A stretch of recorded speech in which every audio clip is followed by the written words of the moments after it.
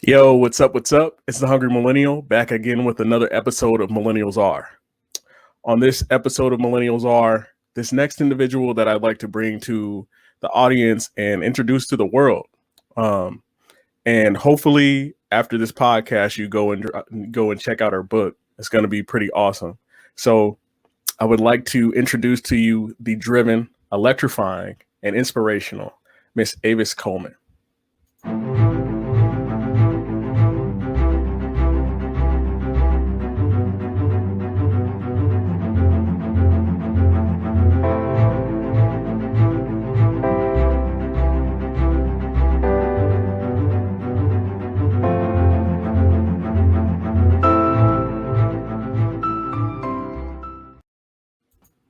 Avis, welcome to the podcast. Hey, what's up? It's been forever. It really has. It's very interesting. Like I'm starting to find that like a lot of the friends and like people like that went to Eastern, like we out here popping. Like we really out Hell here yeah. We're like doing a lot so of stuff. we are. It is weird. Like I like to say that like Eastern Illinois is like one of the most slept on universities. But like we've touched the NFL. We got people like you touching, the book authoring, children's book authoring system. I got a podcast going on. Like we really got reach out here, so that's powerful. But I ain't gonna go too hard on the alumni. You know what I'm saying? Course. What's been up with Mhm. you? Can you explain to the listeners, besides in the intro, who Avis Coleman is? Okay, so hey guys, I'm Avis Coleman. Originally from East St. Louis, Illinois. I am the youngest of four, and I'm also a mother, poet, author, and that's about it for me. That's real, like because it's like I didn't even know that you did poetry, and it's I think that's interesting because like I looked and I'm like she wrote a book, and like I never knew. Like unfortunately, the algorithms on Facebook have actually changed a lot, so it's more catered to like business and stuff. So like the small people like us, if you want to call us small, I mean college educated, you know what I'm saying? Like we can't really share a lot of the inspiration that inspires us. And so how long have Mhm. you been writing poetry? Man, I've been writing poetry since I was a kid. I kind of stopped for a little minute, and then when I was pregnant with my first daughter, I ended up having like a severe postpartum depression, which I didn't know that that could start before you have your baby, but definitely afterwards, I had a lot of dark days, and the poetry really like started to develop then and get more intense, and it was like my therapy at the time. Okay. That's real because like a lot of our passions become therapy. And so did you Mm. so you recently wrote a book, and so but you wrote that I think you wrote that book a couple of years ago, right? Like it's been out for a Yeah, little bit. about 2 years. Yep, 2 years ago. Okay. Okay. So was this originally when you had your daughter that like it pulled the poetry out of you, or like what was the time and distance between um finding refining your inspiration for poetry and writing the book? So it was pretty much like after I had her. Um, it was actually like right after I had her because the depression was so bad, and I didn't really know what was happening at the time. I just knew that it was a lot of just dark days, and then when it finally broke, I had all this poetry that I wrote mainly for her, but for me as well, to try to um, get those feelings out and stop holding it in, Cause I ain't gonna lie to you, it got pretty bad. But luckily I don't look like what I've been through. So um yeah, that's about it. That's Mhm. awesome. Well, and so I think that's powerful in the fact that I don't know if you know who Sha'Carri Richardson is, the Olympian. Uh, Yes, she out there showing out, got the nails, the hair, representing for the culture, and yes. she like her last race, like I think it was the weekend prior, she had lost her mom, Ah, what? and yes, so like she recently Oh, lost her mom. So the only people that were at that trial before she hit Japan were her grandparents, and mm-hmm. like people don't know like that type of strength, and especially you can go even deeper, especially as a woman. That's like really really tough because like I can't really bring a life into this world. I could provide Mm, some of the part of the genetics, but like it's not something that I can do, and like nobody knows what hurt and pain that y'all go through, and so that's really really magical. And so when it comes to mental health, how has before that situation and then after with the poetry, how has your energy towards your own personal mental health changed, if any? how has my energy changed towards what now? Like mental health. Uh-oh. Am I lagging? Um, yeah, just a little bit. So, it changed by I'm able now to see the good in things, even when the situation is not necessarily what I want or what I'm looking for. Um, sometimes you have moments where you might get upset because something didn't go your way. The kids may not be acting right, and sometimes you just have to decompress. So another thing that helped me out was my twin sister. She had actually moved back home, and I was able to talk to her, about things like so really I've been an advocate for mental health ever since then because um yeah, it's hard for me to talk about sometimes because I didn't think that I was gonna make it out. Ooh. Like yeah, it was real bad. I ain't even gonna lie to you. Um, so every time I think about it, like, man, I almost lost my life, like for real. Mm. And so, I talk to other mothers a lot. I find myself talking to um different pregnant women. If I see a woman out, she's pregnant, I ask her how she's doing. And, generally people, they kind of go in depth with what they're talking, like with what's going on with them, even when I don't know them. So, um, I feel like that's another contribution, you know, just being an outlet for someone to talk to can really help tremendously in those type of situations. Okay. And the strength in that is like a lot of, so when it comes to like pregnancy, I've seen a lot of people, you see the like the balloon things on social media, you see like the Hmm. pre, everything like pre actually, birthing the child. Like it all seems Yeah. magical. But like as a child, like I came from a impoverished background. And so as a child, Uh-huh. like I never really saw none of that. It was mama's pregnant, don't bother her, she needs sleep. And Yeah. and a good thing about social media now though, and about like how people interact, like it's celebrated a little bit more. And Hmm. before you had those issues, did you have any like thoughts that would even be an issue, be a problem? Because like I had somebody on one of my podcasts, and she talked about black mothers and pregnancy and things like that and doulas. And I think that's kind of scary because from Yeah. go ahead. Yeah. So for example, both of my kids were emergency C-section.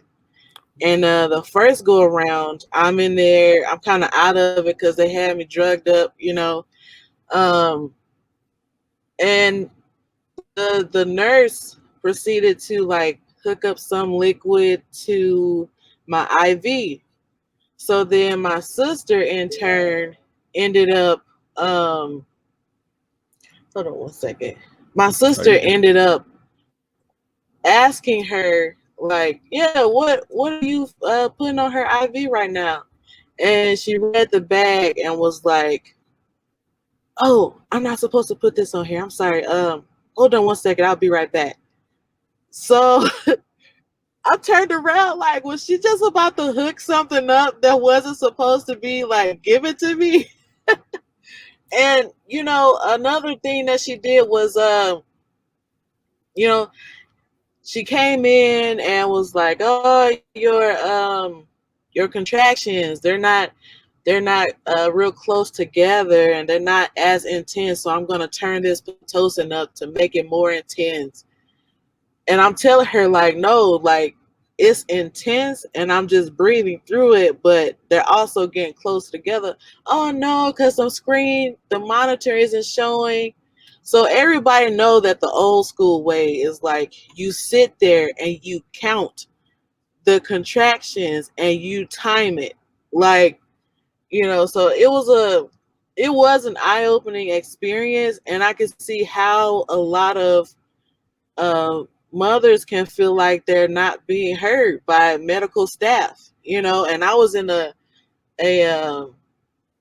so-called like learning hospital, so they had a bunch of students with them when they would come in. And you know in particular, I didn't really feel like they were listening to what I was saying. And eventually my baby, they couldn't hear her heartbeat anymore. So then they had to rush me into surgery. Like, we don't hear heartbeat anymore. And I'm like, okay, whoa, like what's going on? I don't know. And so that's kind of just how my birth story went. And I try not to envy other people, but the ones with the doulas and the midwives, and they look like they just have an overall better experience than going to the hospital, because they're paying attention to the mothers more.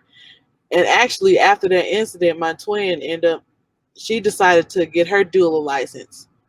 So she was like, Wow. I'm gonna try to help. Yeah, I know. And then right after that, one of my best friends uh went and got her doula license. So it's an eye-opening experience. And like everything they saying, like I saw it, like it was real. So I'm definitely pro doula, pro midwives, all that stuff. Like sometimes the old ways are the best ways. Well, and you know what? Here, that's an interesting thing that you say. Always, it's a new wave now too. The problem is like it went away. Yeah. Then technology happened, and now it came back. And a lot of people they don't understand the fact that like Black women actually birthed this nation. And Yes. on the Yeah. plantations, like they were the midwives and they were the doulas in the plantation. You know what I mean? Like it's magical. I'm Hmm. glad that they got it. Like you inspired them to, get their doula license and stuff like that, because I'm starting to figure out that there is so much more that we have contributed that has been lost in the sauce that we really need today. Hmm. Like last night I was Yeah. watching a Yeah. documentary, and I know it's a little off tangent, but like That's fine. they had houseboys on a plantation, they had yard boys, and they had cowboys. So the actual Mm. definition of a cowboy came from a Black man and came Right. from slaves, which is crazy, right? Because cowboys, you see, Yeah. John Wayne shoot 'em up, shoot 'em All the up. cowboy movies are white. All Yeah. But of that name, them. cowboy, came from slavery. Yeah. Yeah. Like, that's so wild. And like having a conversation about the doula with Hannah. Shout out to Hannah Howell. Go check out that episode of any viewers that are listening to this one. But she really spoke deep on it. And the hardest part was she was like, sis, I got you. But the hardest part is reaching each other, because I don't know, as African Americans, a lot of times as we reach a certain level of success, like it's hard for us to want to reach out for help and have the conversation about what this should look like. Yeah. And so to add on to that point, there's the mentality of the strong Black woman. Like we all heard this, before, and it's hard because damn, like at the end of the day, I'm still human. You know what I'm saying? Like there's only so much a person can take. But it's, we so prideful, and we don't want anybody to know that we are struggling mentally, or we're feeling overwhelmed, or we, feeling like we can't make it and stuff like that. It's hard because Black men got this as well, like we as a people have always, we can't express ourselves. You know what I mean? Like we're not allowed, Black men, you're not allowed to cry. You're not allowed to express your feelings. Black women as well. I've seen my mom cry one time. That was it. And I don't know how she do it. I'm just an emotional person, and I guess it's partly because I've always, had my twin to talk to or whatever, but we kind of got it hard. We can't, because there's so much judgment if you reach out for help. And then the main people that be like, oh, you need help, let me know. And then they like, you ask them for help, and then they'll be like, oh, such and such needed my help.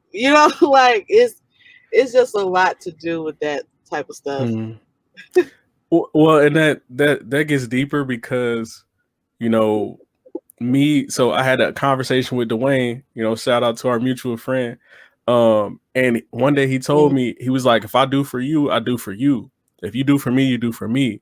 But one thing that we're not going to do is we're not going to like take a recompense and be dueling about who did for who and who did for what. And at the time I didn't realize it, like my ego was kind of feeling some type of way, but I'm like, that advice changed my life, because we, as just people in general, like we can be very empathic, but at the same time, we find toxic people that can take advantage of that. And so you build up this hard exterior towards everybody else, you know what I'm saying? When we could be coming together and having a different type of conversation. And that energy is a lot of love. But we look at it from a historical context. Every time we try to help somebody else, typically, or we were doing our own thing and being, happy and joyous and all that stuff, here comes crack. Here comes racism. Here comes slavery. Here comes, you have colonizers that go to a country, show up, right? Like the forms of slavery back then was like, you got captured, right? Now they send you back. Now it's, I'll give you all of this and you give me your gold and your resources and all these different things. And just for these couple people until it escalates. Now they take down the whole village. And that's deep because we also do it to ourselves as well. Because you're from the Chicago area, right? East St. Louis. East St. Louis. Okay. All right. So I had you mixed up with another person. But even in East St., like you got to think about it. Like a lot of times it becomes like a dog eat dog type situation and scenario. And that's really hard because everybody's trying to make it out, but they feel like they got to step on everybody else's necks to get there. And that's that survival mentality that a lot of people have. Like, I always say that people from Chicago and up north are just different from us down here. I always used to say that because it really, like, listening to some of the stories that my friends from Chicago would tell, like, it really is a a survival state. So they're trying to do whatever they can just to survive, you know? Mm-hmm. Like, I can't go down this street, or I can't be in this area, or, you know what I'm saying, I have to link up with these people. Like, everything is really just basically about survival, surviving our neighborhoods, and surviving police brutality, and surviving economics, and surviving, like, all this, like, everything that's just is just hitting us. So Well, and then also trying to survive our own mental battles. So it's yes. like we battling that, but we also battling mentally. Is this even worth it? Will this all be worth it in the end? Yeah. Like, am I on the right path? Because, and that's one thing in the military I try to do is, like, when I see, a young African American, officer, and, in different ranks, like, I try to guide them and try to let them know what's up. But at the same time, I can't fight the fact that in the back of their head, they're seeing me as competition. Right. And because they lack guidance and I lack guidance. And at one point in time, I saw it the same way until I decided, like, you know what, I'm not going to let these things falter me, because the chances of me being here is like 1 in a trillion, like being birthed, like ever, like you being an entity ever. That's beautiful about the whole birthing system. What were you about to say? And, to add on to that, I was at a forum one time, and they had a lady speaking about some stuff like that. Mm-hmm. And it's just that she was just talking about the resilience of Black people. Like, we're here today. We're the descendants of the people who survived the voyage over here. Then they survived slavery, and then they survived Jim Crow, and then they survived, like, the civil rights movement. Like, we are descendants of those great people. And she was like, I don't think anybody else could survive something like that. But but also on top of that, trauma is inherited. So yes, we're those strong people, like, we survived that, but now it's like we're having to deal with trauma still. Oh, 100%. And because that trauma it's woven into generations. Yeah. Like, that's not just like people are like, yeah, get over it. And I'm like, and then, it's very interesting. It's like, I asked them, I'm like, how would you approach this situation? Right. Yeah. Because you seem to have all the answers right now. And you don't think if I had all the answers and if I could solve all the issues, I wouldn't? Yeah. But that's also the conversation, is people don't see people as people anymore. They see them as cogs in a machine. And so here's the problem, though. When you had a people that was oppressed, how do you think they're going to react to you? Yeah. And when issues get covered up and they don't get addressed, and you don't even want to have a dialogue about it because it makes you feel some type of way, which, I'm going to be honest with you, Avis, I completely understand where they're coming from. It makes them feel bad because they didn't do it. But why would they feel bad, though? You know what I'm saying? That's my whole part. Well, because you also have people on a whole nother side that are saying, yes, pay them in money and, give them, like, all this extra stuff that, like, a simple African-American person is really out here struggling or trying to make it, we're not even asking for. Like, I just want respect. Like, I just want regular conversation that doesn't have to involve hip hop or football. And, it's interesting because, so on the topic of reparations, it's not like America has not given reparations before. You know what I'm saying? But y'all give out reparations. So at the end of the day, you're going to give everybody reparations except for one group of people. Like, come on now. And that's the thing, is they put a lot of Asian Americans in internment camps, and they gave them better situations, reparations. They gave the Native Americans land that we worked and toiled. And then on top of that, guess what? Every time that we go to a country and we fight a war, and we make damage to their property, we still pay them back. We have to pay them. Period. So So at the end of the day, and this is what they, what gets me about people. Like even the Jews got reparations. You know what I'm saying? And Germany's still paying to this day. yeah, and you telling me that those how long was that war? 5-6 years? Yeah, it wasn't very long. So 5-6 years, you give them reparations. 400 and something years, you know what I'm saying? And we don't even get an apology. We don't get a conversation. Like, you get offended every time I talk about something. People are upset. Somebody assumed that I had black scholarships, and I never had one. Yeah, he was like, "Why y'all get special scholarships?" And I was like, "Y'all." I'm like, "Brother, I'm working at the same car dealership as you are, washing these cars back here. Who is y'all?" Exactly. But there's a weird think tank, and also, like, I'm gonna be honest, like, it's weird. Like, I don't even know. I think that's scary to go down that road, because at some point, it's just a hard road to go down, because that's 400 years and you have to actually face that. Yeah, but I mean, it's 400 years, but we're still like fighting for different things. Yeah, You know what I'm saying? Like, just to be looked at as a human being. So I'm taking classes again at Eastern to finish my second degree. Okay, outstanding. And so I'm a history major.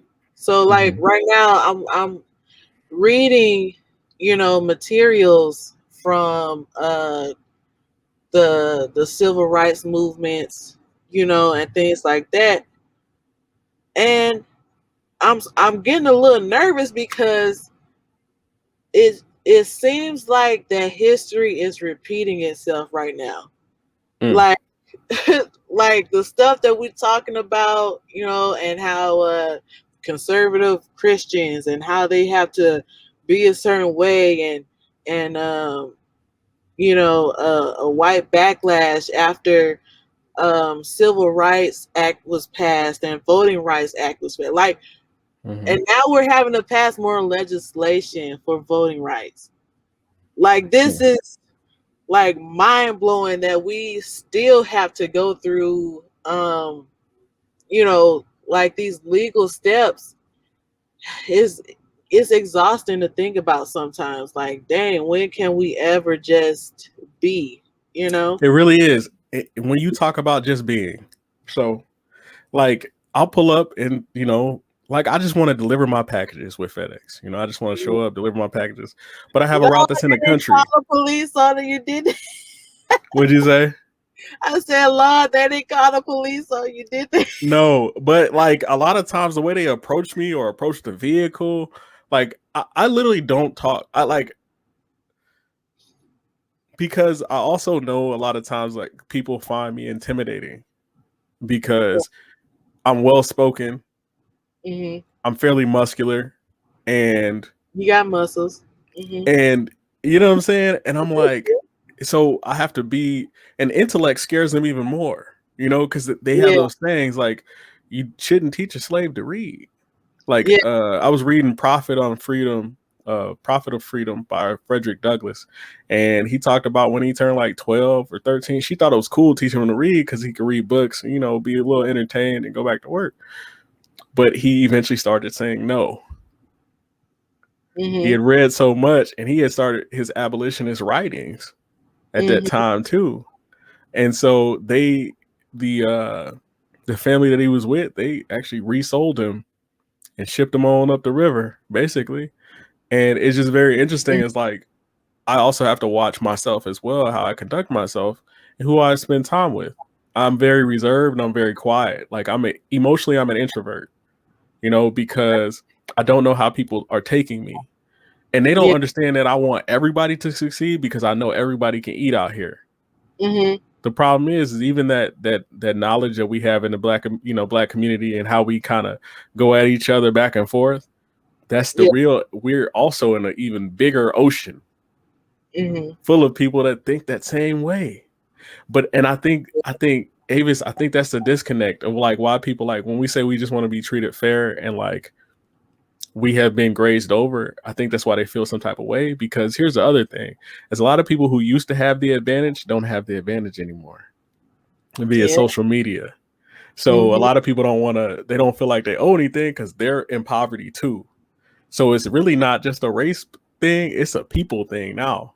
Yeah. Because you got people that like back in the day, I like, they had it made. Now they see somebody that Yeah. looks different from them coming to take away from them. I'm like, we can all eat. What are you gonna Yeah. say? And so, to add on to that, like, there's a lot of people out there that just, even though we're all in the same boat, they Mm-hmm. will still be like, well, at least I'm white. And Mm-hmm. that's the thing about it. Like, you know what I'm saying? You got people out there who got like trash personality, like bad Mm-hmm. people, but because they white, they still get the benefit of the doubt.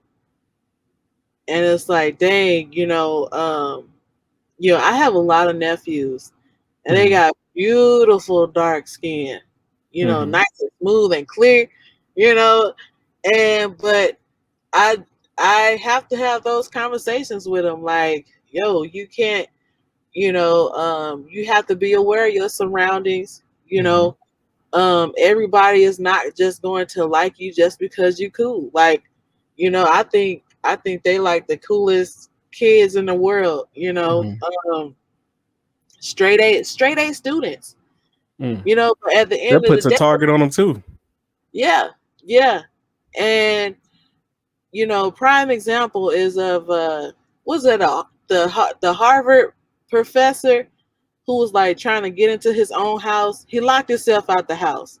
Mm-hmm. And so he was trying to get himself back in, and then the police was called, and like it was a whole big thing. They ended up meeting with Obama and everything to talk out the differences. But it's like, what I'm saying? I know that other people have locked themselves out the house or tried to get in through the. I done did it when I was a kid. You know what I'm Mm-hmm. saying? But the fact that they wouldn't even listen to him and give him the benefit of the doubt, like that to me, if they could just hesitate for a second, that thought in their mind, like this is a bad situation or Mm-hmm. whatever, if you could just hesitate for a second, then maybe somebody's life could be saved or something. Well, and Avis, that comes also down to emotional intelligence. I Yeah. think there's a book that I read and I'm continue to stay in it. It's called Emotional Intelligence 2.0. Like a Mhm. lot of people, on top of them being conditioned to think that they're better than other people, they can't read a room for anything. Like Mhm. they lack the social skills to like function in society.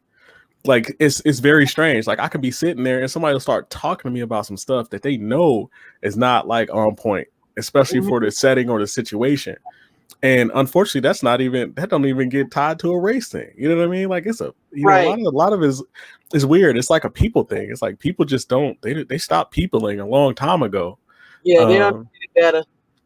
yeah, and it's weird. Like a lot of people in like the South actually Mhm. like us more and treat us better than a lot of people in the Midwest who weren't really even slave owners. So it shows you how an ideology can affect a nation. Mhm.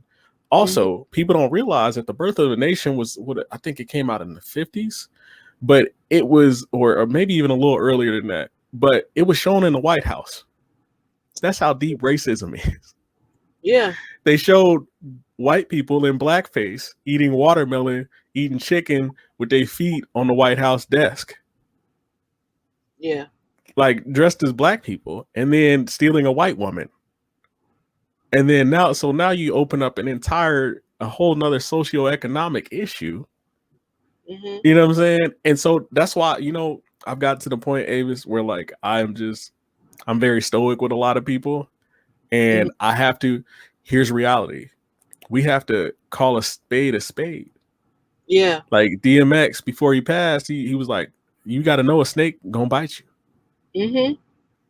And and honestly, like it's helped my mental health, detaching from a lot of people, like trying to figure out, because it will drive you crazy trying to figure out Yeah. why people are the way they are. Yeah. And you never want to be in that boat. So I know we kind of went deep down the rabbit hole here with the whole race issue, and I want the listeners real quick to understand that, like, I love all people and I want all people to win, but when we had these conversations, it's because Yeah. we can relate. So you wrote the book A Good Hair Day. Yeah. And what inspired you to write the book, and how did you get inspired, and what made you think, maybe I should write a book about natural and curly hair? All right. So my kids inspired me to do the book. Because I have two girls, I have two heads of hair that I have to do. And so I while I was doing their hair one night, I just thought about, you know, how I used to relax my hair, and how I was told my hair was nappy. And I remember when I transferred to a predominantly white school, one of the girls told me that my hair don't move, and so um, Black people have always struggled, like, with the beauty standards that they have. You know, we still fight for legislation. Like, this is just a few years ago. What, 2019? That was fighting for legislation for Black people to wear their natural hair in professional settings. Oh, it goes deeper. Yeah, and Dreads in the military. This yeah, was like, recently a thing. Like, they recently let down to where, and it's beautiful because things are changing. Like, uh-huh. they now they allow, like, dreads in uniform. It just has to be, like, well kempt, and you can have a ponytail down, because like, a lot of times when you get hair extensions and stuff like that, it's just it's a lot. But go ahead. Yeah, so you know, I just want them to not have to. Well, not only just my kids though. I want all kids to understand, like, it's okay to be your natural self. You Mm. know, um, there's no other. Who else hair can grow straight up? You know what I mean? Like, our hair looks like the coils of, like, DNA. Our hair is Mhm. DNA. Mhm. We're the original people. So it's like, um, I want them to be able to be okay with themselves, especially because now they're going to school and they're in the same school district that I was in. Mm. Um, when I transferred, and was feeling different ways about my hair. So I wrote the book for them so they can know to love and appreciate their hair. And our hair has just always been controversial for Mhm. some reason. You would think that something that's like growing your eyebrows out, or you're having your own eyelashes on, like, stuff like that, it should be like a no-brainer that Mhm. it should be okay. And a little nerd moment. I was watching Antique Roadshow, Mhm. and somebody brought in furniture that was stuffed with slave hair. Yes. And I didn't know how to feel about that. You know what I'm saying? Like, and your family kept this chair and it has human hair in it. It's just the level of audacity, stand for, then they want to come and touch your hair, and all the Mhm. time they want to come touch my kids' hair, Black people included. They want to come touch your hair and touch your kids' hair and stuff like that. And I just, what I'm saying, I am in control of my own person. Don't come touching my hair without permission. Exactly. Yeah. So It's don't like, be that's coming. peopling 101. Yeah, yeah, but you'll be surprised at how many people, like, what I'm saying, I was at work some years ago in Charleston, and one of my Mhm. coworkers touched my hair. Oh, it's actually soft. Like, what did you expect? What was you thinking it was gonna be? And so, like, stuff, they don't realize how stuff like that will stick with you. Like, I never forgot that moment because I'm just like, how did you think it would be okay to say something like that? Like, what did you think my hair was gonna feel like? Mm-hmm. Yeah, so And that's crazy because people they'll say anything. Like they just feel like they can get away with just about anything, and that's yeah, why like I also like I don't know, I don't feel comfortable opening up to people because a lot of people feel some type of way, like feel like they can treat you and talk to you any type of way, and I ain't with it. yeah. Like I ain't with it. And you shouldn't have to be though. And that's the thing that they don't understand because there's no restriction on them. They can walk wherever they want, go wherever they want, do whatever they want, and there's no restriction on And them. nobody's gonna bat an eye. Yeah, no, and nobody gonna check them on it. And it's like Mm-hmm. at the end of the day, this is my body. Mm-hmm. These are my kids, you know, and you're not finna be touching in their hair. Like, And here's full circle. They have the yeah, audacity to try to give you a substance while you're birthing your child yeah, and yeah, won't listen to you when you're telling them that you don't want to go through a process at birth while you could be dying. I know yeah, people don't understand with pregnancy, like that can be imminent death real quick. yes, yeah. You're in such a vulnerable state that literally anything can happen. So like, I'm glad that I had somebody there advocating for me because at the time I was so out of it and in pain and in pain, out of pain, everything. Like, I was so Mhm. out of it and exhausted, then they starve you, like you can't eat nothing because until after you have the baby and stuff like that. Like, that is weird. Mhm. Like, I literally was there in the hospital for like 2 days and had not eaten. Like, they Mm. let me have water, but it's like, yeah, what are y'all doing? That's horrible. Yeah, And so coming back to the book, because we could go all day right, right. about atrocities and stuff like that. Yeah, But like real quick, like I just want to say, like to anybody who has advocated for African Americans to have respect, we respect the hell out of you, and we hope that you keep having conversations for us because a lot yes, of times they're not listening to us. I can't yeah, tell you, Avis, how many times I've told people that I felt uncomfortable because people looked at me a certain way or didn't treat me a certain type of way, and they brushed it over. And yeah, then, but at the same time, it taught me a lesson that everybody ain't for you, and you got to get it. And I hope you express to your nephews that they got to get it like three x and oh, walk in their truth. yeah, they Because already if they don't, like people will walk over you and they won't even give you any opportunities. There are a lot of opportunities in the military that are out there that I found out just because I was prying and I was on my stuff and I showed that I was competent at know. my job. But if Yeah, I didn't show that I was 3 times as competent as the next person, they wouldn't have given me a shot or an opportunity. Like I had to have extra accolades and I had to be their buddy and homie and friend. And I'm yeah, like, people have stopped peopling. So just mhm, people that's out there advocating for us, keep having the conversations. We appreciate y'all. yeah. Um, and so you came up with the book. Did you originally did you color it and write it down, or you went straight to publishing? How did that work?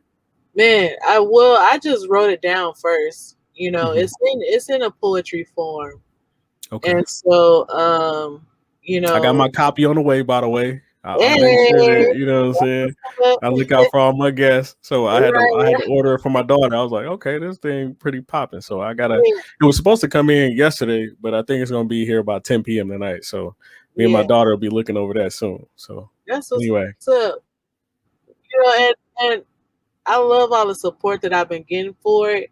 Hmm. Um, one, um, I want to try to change the minds or shape the minds of kids while they're young. So hopefully, like when they grow up, they can be respectable individuals. That's So real. like, yeah, so like this book was about hair, but I have other books that are about like community service and loving your community and like friendships and and you know, things on how to act towards people and stuff like that. So, you know, and the books are for everybody. You know, That's real. I know that I'm talking about you know, black hair or whatever the case. But you know, there's a lot of white people with curly hair as well, you know. Oh, And you know, I was I was talking to this one girl in high school, and she was talking about how she using a real life iron to iron her hair, and I'm like, what? Like what? But you know, I want everybody to embrace their natural selves. Like, you know what I'm saying? If you have straight hair, then embrace that. You know, if you have curly hair, embrace that. Like, you can be yourself without all of this extra stress of the world, like trying to make you look a certain way. that's real. That's Yeah. real. And I think my listeners, our listeners will appreciate that so much Yeah. because there's power in numbers. And if we start having conversations, they go pick up that kinky hair book that's for everybody. Mhm. Now they can have more valid conversations and have a better experience with people that are different from them. And that's powerful. Yeah. So as we wrap up, I want to, give you the chance to offer up, one last word of wisdom. We appreciate Miss Avis Coleman coming on the podcast. So what can you leave our listeners with?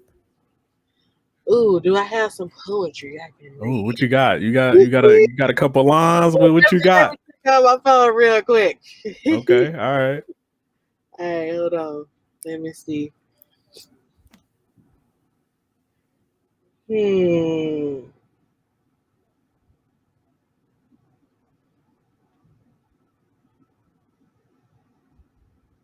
Okay, so I'm gonna leave you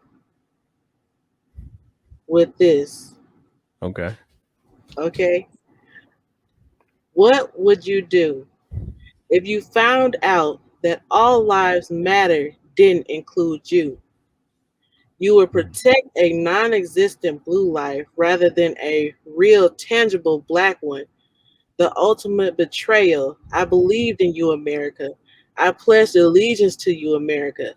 But as I gotten older, I've realized you've had mine, but I've never had yours.